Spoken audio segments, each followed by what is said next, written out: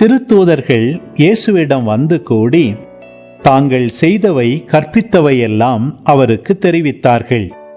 அவர் அவர்களிடம், நீங்கள் பாலை நிலத்தில் உள்ள தனிமையான ஓர் இடத்திற்கு சென்று சற்று ஓய்வெடுங்கள் என்றார். ஏனெனில் பலர் வருவதும் போவதுமாயிருந்ததால் உண்பதற்கு கூட அவர்களுக்கு நேரம் கிடைக்கவில்லை. அவ்வாறே அவர்கள் படகேறி பாலை நிலத்தில் உள்ள தனிமையான ஓர் இடத்திற்கு சென்றார்கள். அவர்கள் புறப்பட்டு போவதை மக்கள் பார்த்தார்கள். பலர் அவர்களை என்னார் என்று தெரிந்து கொண்டு எல்லா நகர்களிலிருந்தும் கால்நடையாகவே கூட்டமாய் ஓடி அவர்களுக்கு முன் அங்கு வந்து சேர்ந்தனர். அவர் கரையில் இறங்கிய போது பெருந்திரளான மக்களை கண்டார். அவர்கள் ஆயரில்லா ஆடுகளை போலிருந்ததால் அவர்கள் மீது பரிவு கொண்டு அவர்களுக்கு பலவற்றை கற்பித்தார்.